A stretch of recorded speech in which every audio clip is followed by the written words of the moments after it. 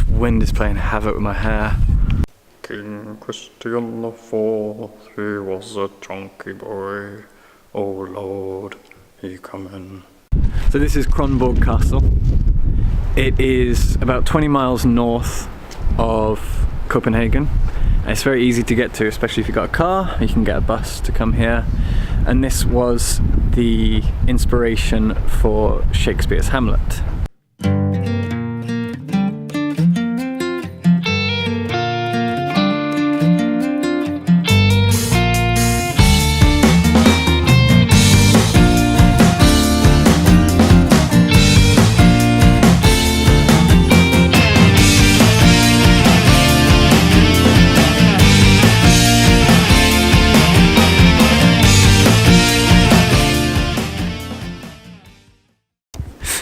So Kronborg was the seat of power here from the 15th century for about 200 years.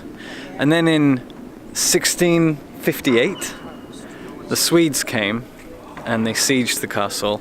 And this fountain behind me used to be a lot more magnificent, but they nicked it. The Swedes just nicked it, carried it off as the spoils of war. How do you nick a fountain? Every good trip to a castle starts with the gift shop, obviously. And this one is pretty much Shakespeare stuff and Viking stuff. I like Shakespeare and Vikings. I might die here. Alas, poor Yorick. I knew him, Horatio. And how many people have done that? Like 1,000, an exit sign behind them.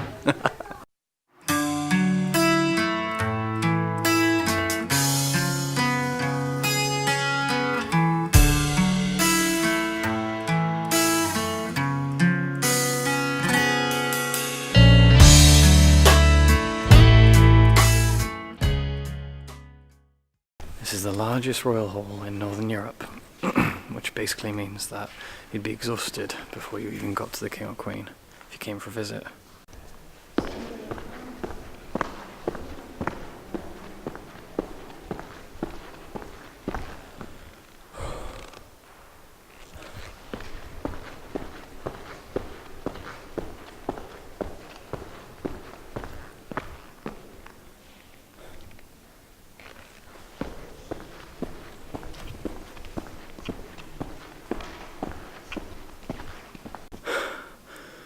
Right, there we are.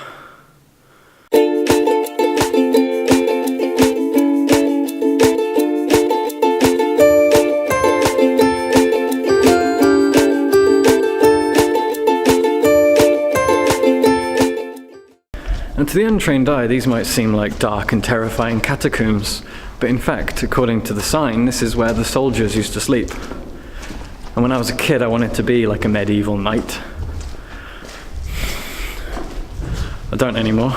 Look at this, Jess has put a torch on because this ambient mood lighting wasn't enough for her. Oh, get your phone out. It's scary. This is Holger the Dane. He remains quiet under the castle. Wait, no, don't. Oh God, oh, bloody hell. That's my throat. I mean, I am Holger the Dane. I am the brave knight of Denmark. Ah, it hurts my throat. Ow. Alright, so while I've got you in this perfectly lit room with this nice echo, Kronborg is most famous around the world for the setting for Hamlet. Now, we're pretty sure that Shakespeare actually never left England and Hamlet was never a real person, a real prince, but this is the setting nonetheless. So you can come here, you can buy a lot of Hamlet-inspired tat, which I like, and just look around and kind of get a better feeling for what life at the time that Shakespeare was alive would have been like. To die, to sleep perchance to dream. Aye, there's the rub. For in this sleep of death, what dreams may come. I think that's how it goes. Cannons are brilliant, aren't they? Bloody love castles, love cannons, swords, knights. Love it all.